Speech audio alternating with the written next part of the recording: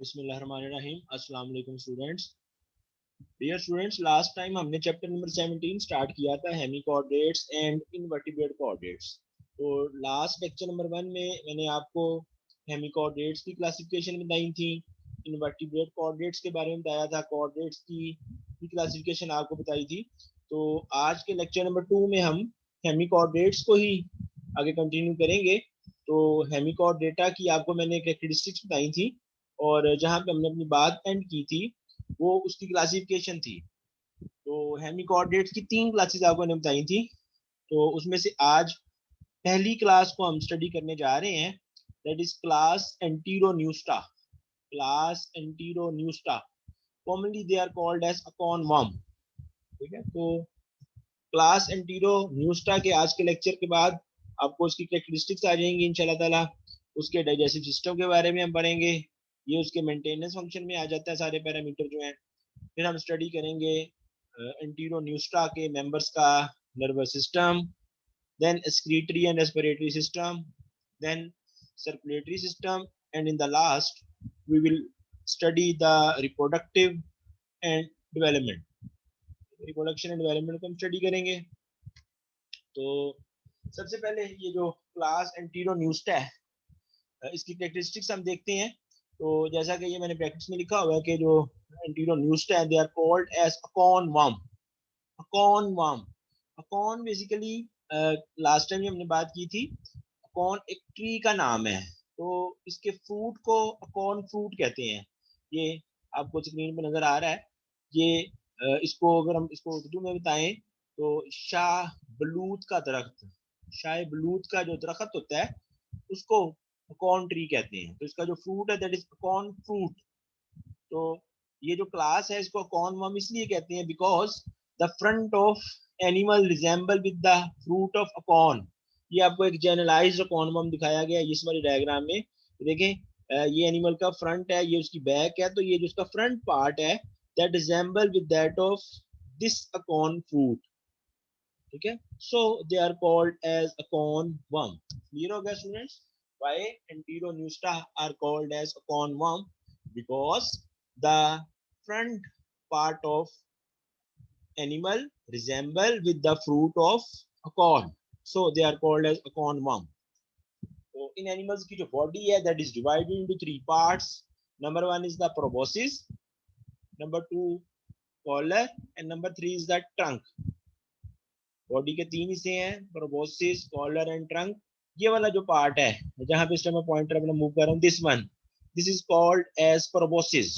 ये जिसको सूंड कहते हैं, that is short conical projection at interior end. Mouth वाले हिस्से पे ये एक कॉनिकल प्रोजेक्शन होती है, that is called as proboscis. Proboscis के बाद ये जो हिस्सा है that is called as collar, this one, that is collar.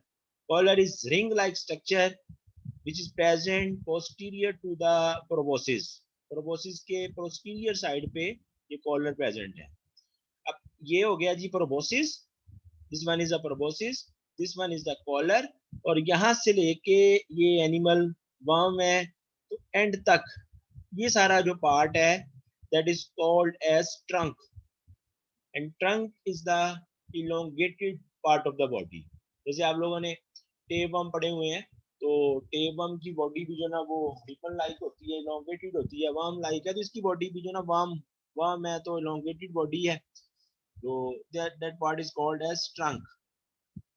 तो अभी तक हमने जो बात की है, एंटीरोन्यूस्टा को कॉमनली कॉर्न वर्म कहते हैं। एंटीरो इंटेस्टाइन, ये ग्रीक वर्ड है, मीन इंटेस्टाइन, और न्यूस्ट्रा भी ग्रीक वर्ड से ड्राइव हुआ है, और न्यूस्ट्रा मीन गैस एक्सचेंज। ठीक है, तो फिर आपको बताया कि जो बॉडी है that is divided into 3 parts, proboscis, collar, trunk. Proboscis जो है that is the short conical projection at anterior end, and collar is ring like structure which is present posterior to proboscis, and trunk is the longer part, elongated one। अब ये हमारे पास जो है ना एक generalised anterior न्यूज्ड हेमिकोऑर्डिनेट animal है। तो इसमें मजीद क्लियर किया गया है, यहाँ पे इस डायग्राम को लेबल भी किया गया है, इसको आप लोग ड्रा भी करेंगे। तो यहाँ से आपको इजी हो जाएगा। तो ये देखिएगा, ये जो पहला बॉडी पार्ट एंटीरियर साइड पे दैट इज प्रोबोसिस, ठीक है, ये प्रोबोसिस है, that is a corn foot like structure, and this one is the collar, और कॉलर से लेके ये जो सारा हिस्सा है दैट इज ट्रंक। ये देखें ट्रंक, इसी ट्रंक पे जो ना गिल पोर्स प्रेजेंट हैं, ठीक है, इसी पे जो ना वो लॉन्गिट्यूडनल मसल बंडल प्रेजेंट हैं। ये इंटीरियर एंड है, ये पोस्टीरियर एंड जो दैट एंड्स इनटू एनस, ठीक है, और एनस से पहले आपको पता है कंप्लीट डाइजेस्टिव सिस्टम है, जिसमें इंटेस्टाइन होती है, ठीक है, that is the posterior part of animal, ठीक है। तो यहाँ से आपको इसका जो ना अंदाजा हो जाएगा इसको जनरलाइज स्ट्रक्चर से। अब हम कैरेक्टरिस्टिक्स ऑफ स्टडी कर रहे हैं, तो हैबिटेट के हवाले से जो कॉर्न वर्म है, they are marine dweller, ocean dweller है, their size range from 10 to 40 centimetre. आपकी बुक के अकॉर्डिंगली इसकी 70 स्पीशीज हैं, लेकिन लेटेस्ट इंफॉर्मेशन के मुताबिक इसकी 111 स्पीशीज हो चुकी हैं। They have U shaped, they form you shape बरो। यू शेप बरो जहाँ पे होगा ना, ये बहुत बड़ी निशानी होती है कि यहाँ पे आपको कॉर्न वर्म मिल सकता है। U shape burrow in sandy and muddy substrate. और मूवमेंट के वाले से जो कॉर्न वर्म है, these are sluggish one, these are sluggish mover. Skin जो है that is covered with cilia and with glands. Skin पे सीलिया होते हैं और ग्लैंड्स होते हैं that secrete the mucus. Skin is provided with cilia and specialised glands that secrete mucus. Sticky होती है इसकी स्किन जो है, जैसे आपको एक्सपीरियंस होगा ये फ्रॉग की स्किन का, फ्रॉग की स्किन पे भी ग्लैंड होते हैं जो उसकी स्किन को स्लाइमी स्टिकी बनाते हैं, म्यूकस प्रोड्यूस करते हैं वहां पे, तो इनकी स्किन भी जो ना वो स्लाइमी होती है। तो ये जो अभी तक हमने बात की है कॉर्न वर्म की, आपको कैरेक्टरिस्टिक्स बताई, बॉडी के 3 पार्ट्स हैं, प्रोबोसिस, कॉलर, ट्रंक। फिर हमने ये इसका जनरलाइज स्ट्रक्चर देखा, तो इसको आप लोगों ने अपनी कॉपीज पे ड्रा करना है। ये जो जनरलाइज एंटीरो न्यूज हेमिकॉर्डेट है, उसके बाद जी ये कैरेक्टरिस्टिक्स थी, और now we will study the maintenance function. Maintenance function में आपको पता है तमाम बॉडी सिस्टम आ जाते हैं, तो उसको हम ब्रीफली यहाँ पे डिस्कस करेंगे। नंबर 1 पे हमारे पास आ रहा है डाइजेस्टिव सिस्टम। तो कॉर्न वर्म जो है with respect to feeding, mostly these are detritivore, detritus पे फीड करते हैं। Detritus as you know is the dead organic matter, while other species feeds on organic material suspended in water। यानी इसको अगर हम short करें तो corn worm mostly are detritivore and some species they are suspension feeder, ठीक है, filter feeding होती है उनमें। एंड इंजेक्शन जो है that is through cilia and mucus covered proboscis.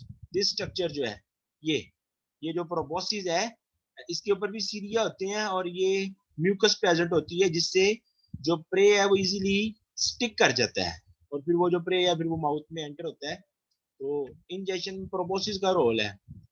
Then there is a groove lined with cilia lies just in front of mouth which direct suspended food into mouth। ठीक है, groove है, depression है जो mouth के front में present है, which direct the suspended food into mouth and may allow the animal to taste। ठीक है, तो इस ग्रूव में एनिमल जो है ना वो फूड को टेस्ट भी कर सकते हैं। Then a conworm pull the proboscis against the collar to reject some substances। अगर फूड जो है ना वो काबिल कबूल नहीं है, तो कॉर्नवर्म जो है वो अपने प्रोबोसिस को कॉलर के अगेंस्ट पुल करके अब फूड को सब्सटेंसेस को रिजेक्ट भी कर सकते हैं।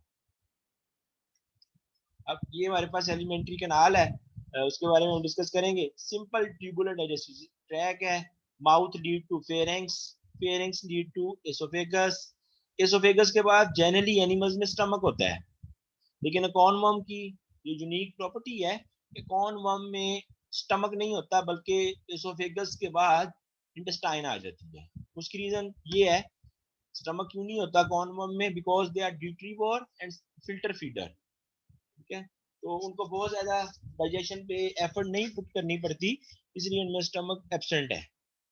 But there is present hepatic sac. Hepatic sac जो है that is also called as diverticulum और stomochord. is called as diverticulum or stomachod of gut that release digestive enzyme. Hepatic sac जो है that work like liver, liver की तरह काम करता है, ठीक है। ये digestive enzyme प्रोड्यूस करता है और जब डाइजेशन कंप्लीट होती है तो इजेशन के वाले से जो फीकल मटेरियल है that is discharged in the form of casting. fecal material is in the form of casting. casting जो है ना ये आप कह लें कि डाइजेस्टिव वेस्ट है in the form of pellets, ball like structure होते हैं, ये छोटी छोटी बॉल्स हैं वेस्ट मटेरियल की फीसिस की। और इनकी जो कास्टिंग है, कास्टिंग जो है they can be seen at the बरो ओपनिंग, बरो ओपनिंग पे कास्टिंग आपको नजर आएंगी। ये था जी हमारे पास डाइजेस्टिव सिस्टम कौन कौन का, पहले आपको बताया इसका फीडिंग हैबिटेट, फिर इंजेक्शन में प्रोबोसिस का रोल है, फिर आपको डाइजेस्टिव ट्रैक के पार्ट्स बताए, माउथ, फेरिंक्स, एसोफेगस और इंटेस्टाइन, ठीक है। स्टमक एब्सेंट है, हेपेटिक सैक है which produce digestive enzyme, then fecal material is in the form of casting which lie at burrow opening. Next system is the nervous system. Nervous system जो that is ectodermal reason, आपको पता है कि ectoderm से ही nervous system drive होता है, इसके अलावा स्किन ड्राइव होती है। एक्टोडर्म से नर्वस सिस्टम और स्किन ड्राइव होती है। And there is present plexus of nerve, nerves हैं underneath the skin, plexus group of nerves present underneath the skin. उसमें जो दो मेन हमारे पास नर्व कॉर्ड आती हैं, नंबर 1 पे है dorsal nerve cord, dorsal nerve cord, और नंबर 2 पे है जी ventral nerve cord, dorsal nerve cord and ventral nerve cord. The dorsal nerve cord reach to proboscis, ये प्रोबोसिस तक जाती है and it is hollow, hollow है and homologous with the brain of vertebrate. जो dorsal nerve cord है that is the similar to that of the brain of vertebrates, और इसका जो मेन फंक्शन है डोर्सल नर्व कॉर्ड का, that it is involved in coordinating muscular action during the boring and crawling, यानी movement को, locomotion को ये control कर रही है, ठीक है। तो कोऑर्डिनेशन है in the muscular action during boring and crawling. दूसरी जो मेन नर्व कॉर्ड है that is ventral nerve cord. Ventral nerve cord जो है that only runs as the collar, collar तक जो ना हो जाती है। और फिर जो नर्वस सिस्टम का जो कंपोनेंट होते हैं ganglia, there are no major ganglia, ganglia as you know these are the group of nerve cell. तो स्टूडेंट्स ये हमारे पास नर्वस सिस्टम था, आपको बताया कि एक्टोडर्मल रीजन है, जो नर्व्स हैं they are present under the skin, दो मेन नर्व कॉर्ड हैं डोर्सल नर्व कॉर्ड और ventral nerve cord, and there is no major ganglia. अब नर्वस सिस्टम में सेंसरी ऑर्गन्स भी होते हैं and there are unspecialised sensory receptors, sensory receptor unspecialised हैं, there are no sense organ जैसे ear, eye, इस तरह के स्ट्रक्चर मौजूद नहीं है, except the ciliary organs in the front of mouth, सिर्फ सिलरी ऑर्गन है in the front of mouth which are involved in tasting, ठीक है। जो टेस्ट है उसको ये डिटेक्ट करते हैं ciliary organs in front of mouth. Nerve ending throughout the skin, ठीक है, ये तो प्रेजेंट होती है नर्व एंडिंग में, there present throughout the skin. Next there are excretory system and respiratory system. तो एक्सक्रीशन जो that is the removal of nitrogenous waste, तो एक्सक्रीशन के वाले से जो कौन वर्म है दे आर अमोनोटैलिक, ठीक है। अमोनोटैलिक कहते हैं कि they release ammonia, ammonia that is exchanged by diffusion, ammonia is exchanged by diffusion. We discuss the respiratory system, तो रेस्पिरेटरी गैसेस जो हैं they are exchange at pharyngeal slits, ये भी आपको मैंने एक जनरलाइज दिखाया था स्ट्रक्चर, द्वारा उस पे जाते हैं। ये देखिएगा आप ट्रंक रीजन में गिल पोर्स होते हैं, तो यहाँ से एक्सचेंज ऑफ गैसेस होती है।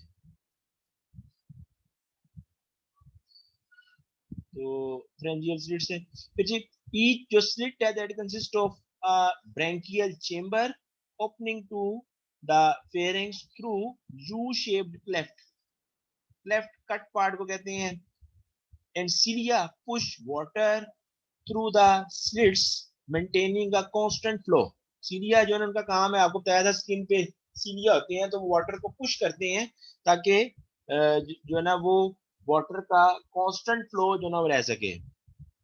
And the tissues surrounding the slits, they are supplied with blood sinuses where gases are exchanged by diffusion.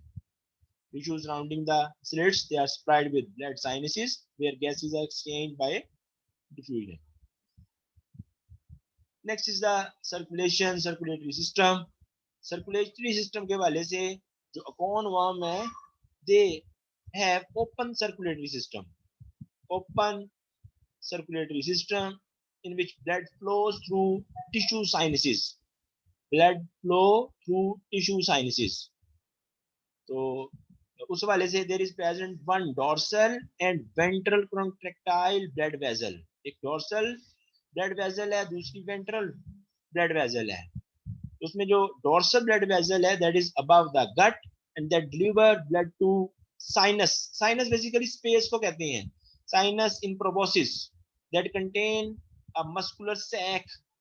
proboscis में एक muscular sac होता है that act as heart का basic function क्या है, heart एक pumping organ है, तो यहाँ पे भी muscular sac है क्योंकि वो blood को pump कर रहा होता है, इसलिए उसको आप heart कह सकते हो. Then blood flow to a complex of sinuses, a series of sinuses है that is called as glomerulus. ये word आपने nephron के structure में पढ़ा हुआ है, ठीक है. तो glomerulus जो है that is present at the base of proboscis. तो glomerulus जो है they also play role in glomeruli play role in a secretory function. Blood जो है कौन वर्म का, blood is colorless and it is involved in the distribution of nutrients. Blood is colorless, involved in the distribution of nutrient and waste. ठीक है. तो ये हमारे पास students इसका सर्कुलेटरी सिस्टम है.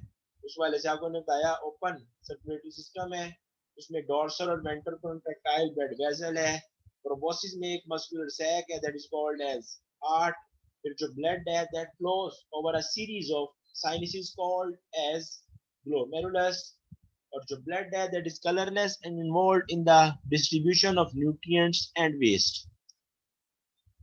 Last system is the reproductive system and we study the development. तो reproduction के वाले से जो कौन वर्म है, these are dioecious paired gonads when they are present closer to the pharynx and release gametes through a small pore near to gill slits. जो paired gonads हैं ये pharynx के पास मौजूद हैं और वहां पे ये gametes रिलीज करते हैं through a small pore near the gill slits. द्वारा हम उस डायग्राम पे जाते हैं, ये देखिएगा आप, ये यहाँ पे जेनिटल रीजेस भी लिखा हुआ है. तो यहाँ से इस रीजन से जो ना gametes outside the body release होते हैं, यहाँ पे गोनेड्स होते हैं और वो गमीट्स रिलीज करते हैं.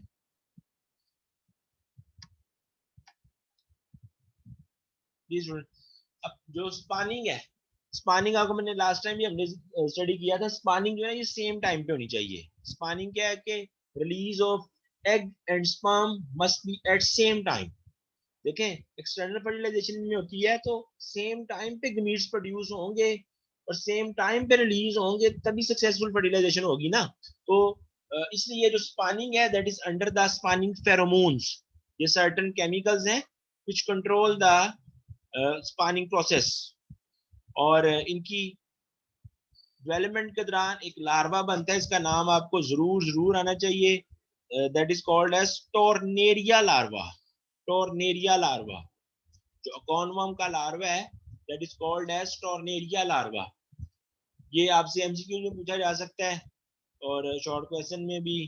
टॉर्नेरिया लार्वा जो है that metamorphose into adult after few days. कुछ दिनों के बाद टॉर्नेरिया लार्वा जो है वो अडल्ट में ट्रांसफॉर्म हो जाता है.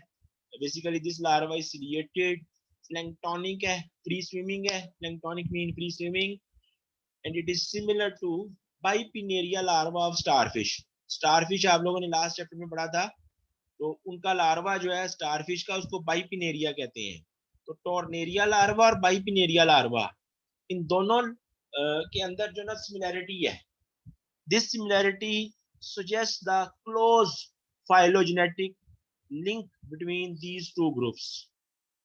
तो इन लार्वी में जो रिजेम्बलेंस है, इससे जो जो काइनोडर्म्स हैं और हेमिकॉर्डेट्स हैं, उनमें फाइलोजेनेटिक रिलेशनशिप का लिंक जो ना मिलता है. This one is the cycle of a corn one. ये जीनस है ब्लेनोग्लोसिस, उसका आपको एक ये दिया हुआ है रिप्रोडक्टिव साइकिल. देखिए पहले हम सेक्सुअल की बात करते हैं, सेक्सुअल रिप्रोडक्शन की.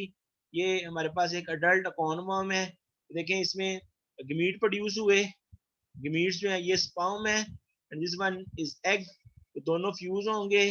तो फ्यूज होने से आपको पता है वो आगे डेवलपमेंटल स्टेज शुरू हो जाएंगी, जाइगोट, और फिर ये इसमें एम्ब्रियो लार्वा बनता है.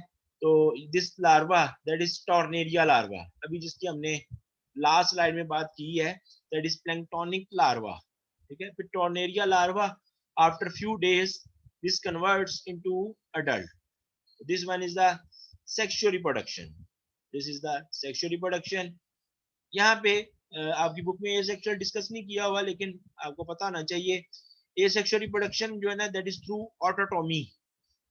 ऑटोटोमी आपको पता है कि जिस्म का कोई हिस्सा जो ना वो कट होता है, जैसे यहाँ पे आपको दिखाया गया है.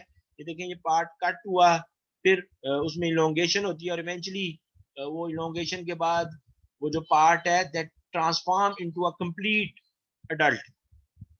ठीक है, और रीजनरेशन भी होती है. रीजनरेशन आपको पता है कि बॉडी का कोई पार्ट कट हो जाए तो वो दोबारा बन जाता है, दैट इज रीजनरेशन. तो ये सेक्सुअल रिप्रोडक्शन जो है that is through autotomy and regeneration. और ये आपको सेक्सुअल बताइए. स्टूडेंट्स, यहाँ पे मैं अपनी बात को वाइंड अप कर रहा हूँ. ये रिप्रोडक्शन इसकी कंप्लीट हुई.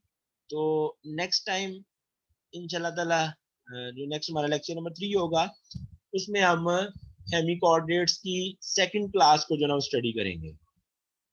ठीक है, तो इसको आप लोगों ने ज़हन नशीन करना है. तब तक के लिए अल्लाह हाफिज.